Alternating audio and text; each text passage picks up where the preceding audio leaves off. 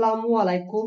কিভাবে আপনি গ্রামীণ, রবি কিংবা বাংলালিংক সিমের নাম্বার বের করবেন?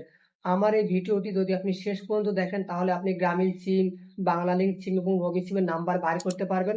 তো ছোট্ট একটা রিকোয়েস্ট, যারা ভিডিওটি দেখতেছেন অবশ্যই সাবস্ক্রাইব করবেন, সুন্দর একটা কমেন্ট করবেন এবং অনেক বেশি শেয়ার করে দিবেন যাতে সবাই তাদের নিজ নিজ সিমের নাম্বার বাইর করতে পারে।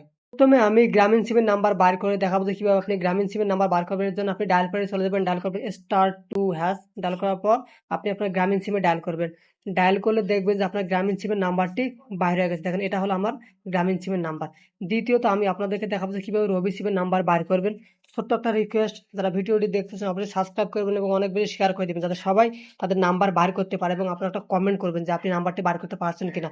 দেখেন, রবি সিমের নাম্বার বাইর করার জন্য আপনাকে ডায়াল করতে হবে *2#। ডায়াল করবেন, ডায়াল করার পর আপনি যে রবি সিম, এই রবি সিমের উপর ক্লিক করবেন। ক্লিক করলে দেখেন খুব সহজে আপনার দেখেন এই যে রবি সিমের নাম্বারটিও আপনার বাইর হয়েছে।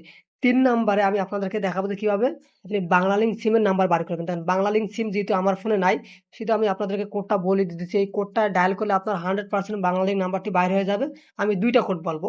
প্রথম কোডটি হলো *121#। এটা ডায়াল করবেন। এটা ডায়াল করলেও আপনার বাংলালিংক নাম্বার বাইর হবে। যদি এটা ডায়াল করার পর বাংলালিংক নাম্বার বাইর না হয়, সেক্ষেত্রে আপনি আরেকটা কোড বলতেছি, এই কোডটা ডায়াল করবেন। সেটা হলো *511#। এটা ডায়াল করবেন, তাহলে 100% শিওর এই ২ টা কোড ডায়াল করলে আপনার বাংলালিংক নাম্বার অবশ্যই বাইর হবে।